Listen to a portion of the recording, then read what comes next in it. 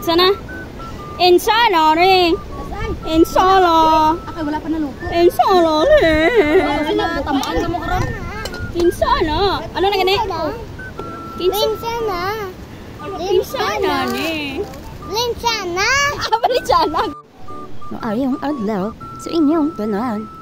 Pakita ko sa inyo kung paano kami mangalipay sa gamay nga bagay. So, brown out, nagkadto kami sa suba, wherein nagdala kami uga, tinanok nga balinghoy, kag may ara kami sa native nga kape. The best gid ni ipares. Sana all may pares no. Ari na, gin-try ko. Tilawan ko gid. Bawgin tilawan ko kung ano ka namit sa kape baw. Lantawa man. Namit bala? Namit ah. Okay, namit. Sometimes in life, we really have to appreciate sa mga butang nga may ara ta. Kayas na lang sang kompleto aton pamilya, maayong nga lawas, kag labi na sa tanan makakaon 3 ka beses sa isa ka adlaw. Kung imo gid binagbinagon ang kabuhi ta nga simple lang arang tipo tagaw sa mga motor. Take 2. So ari gali nag sudan kami sang adobo nga manok.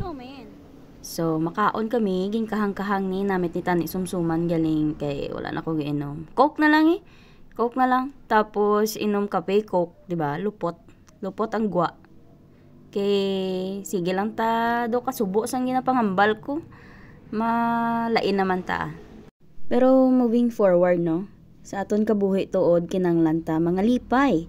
Kinanglan ta gid mga lipay. Kay amo na ang aton nga kinanglan. Diba? Ginambal ko, sulit-sulit lang to gaga. Message lang or comment ang gusto mag-upod sa suba, paligo, nga may amo nga setup. Simple lang. Samtang gapapuli kami, nakitaan ko ang akon mga kauturan nga simple man ang kabuhi. Pa kamang-kamang lang, kabit-kabit, pulo pangayo sang pagkaon sa mga galinabay. Pa luoy-luoy. Kung kisano sa kabuhi ta, kinanglan ta mga lipay kay wala pa abot ang sweldo, mantener tinapay kay way nabilin. So here's some example of happiness. Yun di, English na ka ba? Pero samtang voice cover ko, di po ta, gagawad sa mga motor report. Pasensya na. Balensya na. Kensya na. Ang utod mo nga wala na kwarta.